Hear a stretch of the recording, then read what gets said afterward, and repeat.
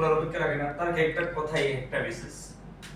আমি নিজেও শুনতে এসেছি প্রোগ্রাম, আলোচনার জন্য আসিনি, কারণ সাকসেসফুল লোকের প্রত্যেকটি কথাই সাকসেসফুল মেসেজ, এটা মনে রাখতে হবে। কারণ ডিএক্সএনে ভাই দিবে মানুষ একটু এক্সপিরিয়েন্স অর্জন করে এবং কে ডুপ্লিকেশন করে লাইফ স্টাইল চেঞ্জ করে। বিভিন্ন প্রোগ্রাম করি দেশের বাইরে, ঠিক আছে, কেননা আমার দেশের মধ্যে ৩৮,০০০ পয়েন্ট হয়েছে গত মাসে। এখানের মধ্যে কম বড় চেষ্টা, এখানের মধ্যে আমার আলেম ওলামাকে টিমে বেশি, এই জন্য আলেমরা অনেক কিছু পান, এটা সত্য কথা।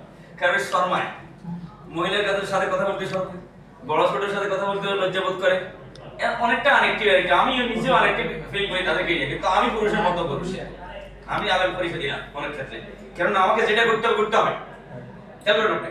কারণ আমি দেশে বিদেশে যে কোনো জায়গায় যা বলা দরকার। একসময় আমি 1 বছর পর্যন্ত ডিএসএল বুঝতাম না, আপনি সত্যি কথা বলছি। আজকে ব্যারিস্টার বলেছিল এখন রুমে ছিলাম, কিন্তু পাশাপাশি ছেড়ে তার মামার সাথে খুব আন্ডারস্ট্যান্ডিং ছিল এখন রুমে। আমি কিন্তু কাউকে ডিএসএল কথা বলতাম না, আমি প্রোডাক্ট ইউজ করতাম কিন্তু কাউকে বলতাম না, কি বলবো সেটা বুঝতাম না, এটা সত্য কথা। কারণ ডিএসএল একটা এক্সপেরিয়েন্স লাগে, একটা নলেজ লাগে, এই জন্য ট্রেনিং শুনতে হয়, অনেক সময় প্রোগ্রাম শুনতে হয়। যে প্রোগ্রাম শুনবেন না, মিলিয়ন দ্বারা ইনভেস্ট করে ডিএসএল করতে পারবেন, আমি শিওর। যে ব্যক্তি ডিএসএল নিয়ে পাগল হবে না, সে ডিএসএল কিছু করতে পারবে না। যে ব্যক্তি ডিএসএল এর লিডারদের সাথে সংসর্গ থাকবে না, সে কখনো সাকসেস হবে না। রাইট আর রং?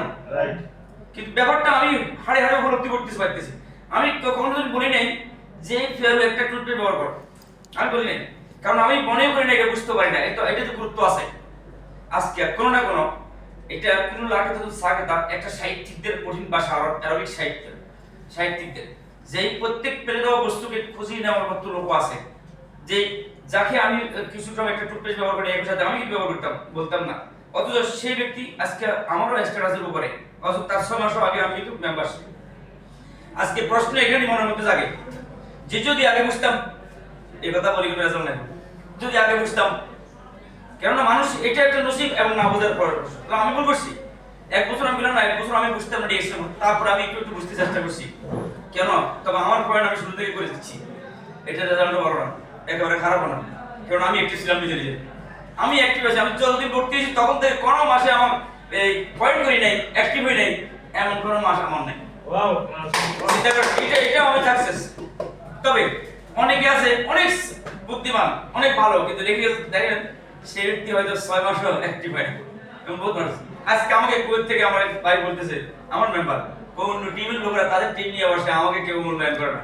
কি রে আমার টিম এখানে, তো তোমার মূল্যায়ন কেন? তুমি অফিসে আসেন, একটু আগে বললাম এই মিটিং থেকে সরে গেলাম একটু আগে, বললো তোমাকে মূল্যায়ন করবো, তুমি যাও যারা লিডার আছে তাদের সামনে বসো, শুনো, তোমাকে ডাকে বাইরে করে দেন না।